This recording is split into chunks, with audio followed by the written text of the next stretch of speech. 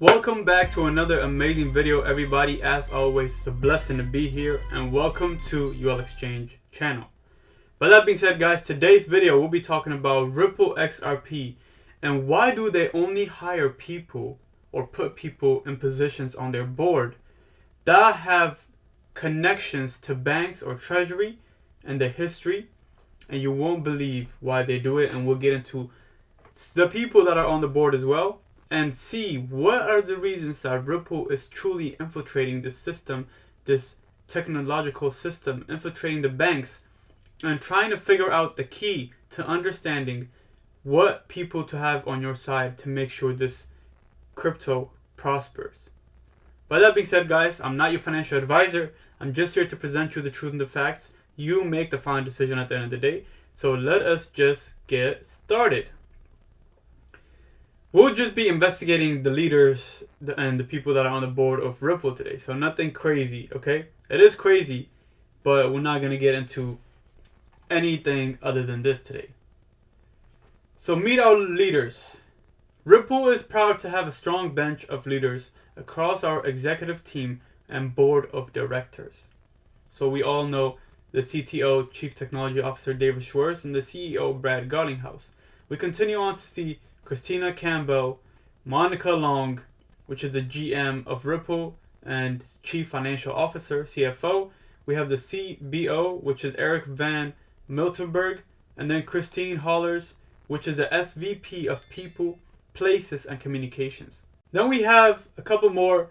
We have Devraj Vardahan, which is the FVP of Engineering.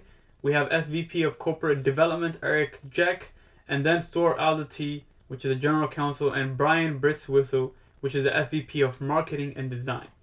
So we'll be focusing on the board of directors. So for the people that don't know any of these people, this is a good video for you too. But even if you know them, we'll dig a little bit deeper and understand what their true position is at Ripple and what they bring to the table. So we have 3, 6, 7, 8, 9. So we can exclude Chris Larson and Brad Garlinghouse as we know about them. We'll dig through these 7 people. So starting off, just to keep it simple, Rosie Rios, okay, is an American academic. She served as the 43rd Treasurer of the United States and is visiting scholar at the Red Cliff Institute for Advanced Study at Harvard University. A lot of connections. And who does she serve under? She served under Barack Obama administration. And of course, the Democratic Party. But nonetheless, let's keep on continuing with this. So, Rosie Rios is a treasurer, okay? Don't forget that. And then as we look here, what does she do? She's on the board of members for Ripple. And then we can keep on seeing that the CEO of Bureau of Engraving, Printing, and the U.S. Mint. Starting out the Federal Reserve transition team in November 2008 at the height of the financial crisis, she was appointed as a visiting scholar, again, what we just read, Red Cliff Institute. So who are these people? Who is she? She worked with the Treasury Department. She worked with the Federal Reserve transition team. She worked on all of these money currency exchanges for the United States Department of Treasury. And we're here trying to figure out what she brings to the board. She brings to the board everybody else in this group connections. She brings to the board experience. And she brings to the board knowledge of what she has been doing for years and years and years. That ties in with experience, but also what to maneuver around, what to exactly do, and what not to do. It's really good to know what not to do, so you know you're left to the right decisions. You only make those decisions and continue forward. So let's keep on going through the list. We have Michael J. Warren, which nothing truly presented here on his LinkedIn activity. Even with his experience, we don't really see that much. It's basically a private account. But what does he do? If we click on him, he is again a board member, but managing director of Albright Stonebridge Group. Part of Denton's global advisor, he has over 20 years of experience advising clients on international growth strategies. And what are we looking for from Ripple? International conquering of the world. Okay, guys? And what does that mean, Crypto UL? That means that Ripple was one XRP or the XRP cryptocurrency, is planning on conquering the world in the financial industry. And this person, Michael Warren, has over 20 years of experience on international growth strategies, and he will help them out with what? With their expansion overseas and everywhere else. And who did he serve under as well? President Obama in 2010 appointed Warren to the board of directors. And the next person, Sandy O'Connor. Look at how many board members or board of directors she's on. Let's take a look at her quick history. JP Morgan for 31 years. 31 years and 4 months to be exact. And let's see how she climbed up the ladder. 1988 to 2006, 18 years she was in various executive positions. And then for the 4 years from 2006 to 2010, Global Business Executive Financing and Markets Products.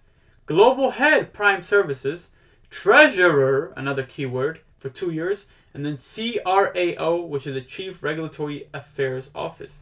Then she moved on from JP Morgan with 31 years of experience. People don't even live that long. Advisor Committee member, and which was at the Office of Financial Research. She did this for about 8 more years, and then she moved to the FDIC, which is Federal Deposit Insurance and Corporation. Systemic Resolution Advisory Committee member. So you're telling me, we haven't even got to the other 4 people, but what you're telling me, with all these people we have already looked at, was 3 people, Ripple is being sued of security, and they already have the top people that have been working with the FDIC, that has worked with the treasurer, that have international experience in money monetary funds. Are you telling me that this is actually a real lawsuit? Just taking a look at who Ripple even has on the board, it's completely a fake lawsuit in my opinion, guys. It's just a joke. So again, continuing on, the Planet First Partners, February 2021 and present 2 years. Sacred Heart Greenwick, 2020 and 2 years and 8 months, board trustee. And then YMCA of Greater Network, chair of the board of directors and executive board members. The board of directors for Ripple is still present, so 2 years and 2 months and continuing on. She started when? December 2020. Isn't that funny? Because that's the month that Ripple got sued. Coincidences? I think not. Board of Directors, Terex Corporations, NYSE, New York Exchange, April 2020, she's still working there.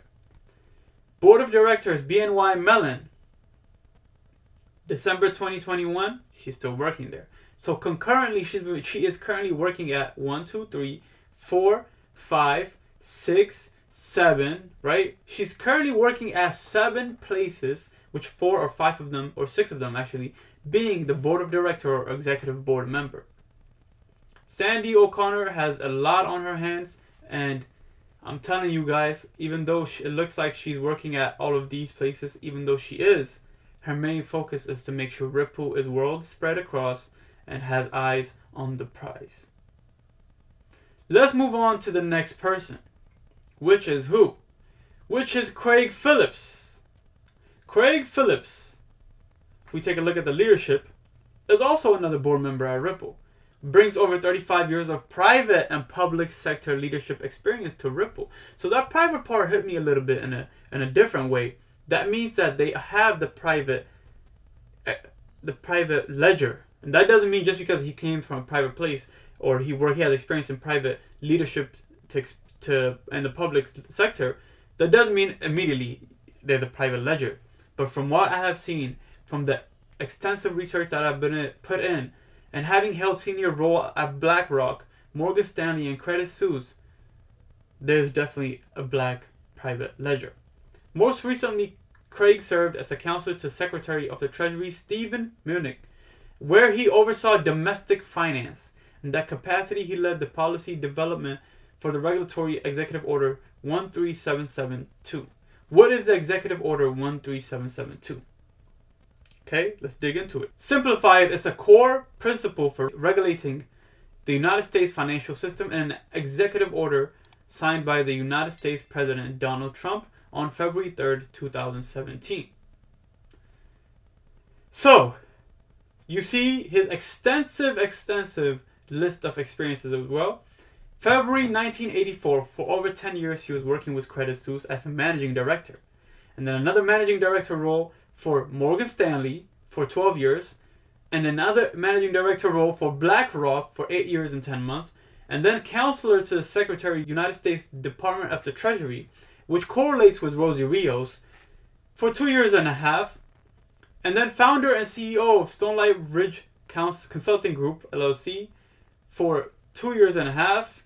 Maybe he sold this company, maybe he shut it down, maybe he's still working on it. Not our concern right now. But managing director and chief operating and growth officer from December 2021 to present. You see his extensive experience. And what is he currently on? The board member of Ripple. And he's bringing all of these experiences, efforts to enhance financial sector's cybersecurity, and Craig holds a degree in economics from Vanderbilt University. Let's go to another person, which is Anja Manuel. Again, co-founder, partner at Rice. But when we dig a little bit deeper, what does she do? Former United States government official. And what? Board member of Ripple. Aspen Security Forum, the premier bipartisan forum on foreign policy in the United States, and is a member of the Council of Foreign Relations. So if I have a whiteboard here, guys, I'll draw all the connections. So if you need to rewind this video, watch it again, there's no problem. You can keep watching it. We have a couple more people to go over. But the connections are dotted to the T. You can just connect everything, put XRP in the middle. All of these people bring such great experiences from different levels of life experiences, but also different levels of work experiences and connections as well. Leading XRP or Ripple, the parent company, to transparently grow to an extensive route to where we all believe it could. And it can. Let's move on to Cindy Young, who's also another board member of Ripple, which is not listed here, by the way. Interesting. Right? Cindy Young, UK and Europe MD, board director at Ripple, blockchain and crypto and payments, digital assets, fintech, X, MasterCard. So if we scroll down a little bit and look at the experience, we see managing director UK and UK board member for Ripple. And she's still working there full time. She's also present at the advisory board at the Payment Association and the board director at Tranglo Europe. You guys see the connection now? And we also see different other things. And she's worked for MasterCard for 5.5 years. The connection is extensive, guys. But if we just look here at her experience, general managing leading Ripple in the UK and Europe area and Ripple UK board director. Executive sponsor for Parents Employees Resource Group. Ripple is a leading crypto enterprise solution provider. From early days, Ripple focused on addressing the cross-border payments pain points with blockchain and crypto technology and developed a thriving cross-border payment networks, RippleNet. It's expanding into a platform tokenized services that will bring crypto capability to the enterprise and prepare them for the crypto-enabled future. And their mission is, of course, the breakthrough of crypto solutions. And if we move on to the last person, Susan Atti, I couldn't find anything on Masachi Okuriyama, by the way, but we're going on to this person, Susan Atti. Board member of the Ripple Labs, advisor to the Ripple Labs starting in July 2013. Early advisor. She probably, if she invested into XRP, she probably got it for 2 zeros or 3 zeros back then. So Ripple is an open source distributed ledger technology, which we all know, including what it has instant payments with no chargebacks in any currency, including dollars, yen, euros, bitcoins, and even loyalty points. Businesses of any size can easily build payment solutions such as banking or remittance apps and accelerate the movement of money on Ripple.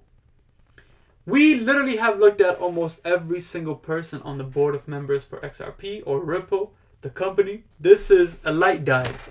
The deep dive, if I do one, which I feel like I don't need to on this specific topic, will be a long video, like any other deep dive. But still, guys, we understand Ripple is not a company meant to fail. Ripple is only meant as a company to thrive. This lawsuit is completely fake, completely facade. We have so many things coming from Ripple. the only cryptocurrency company that's still making deals around the world, that's still progressing, that's still making transitions, that's still hiring, by the way, guys. Most of these companies went bankrupt. Most of these companies are firing people. Ripple is the only one that's actively seeking, actively making partnerships, and actively networking. That means there's one true agenda, which is one coin to rule them all, and it will be coming very, very soon. But that being said, guys, I love you guys. I'm Crypto UL from Your Exchange. If you guys enjoy the show, give it a thumbs up. Subscribe to this channel if you want more videos like this. I'll see you in the next video. God bless. Peace out.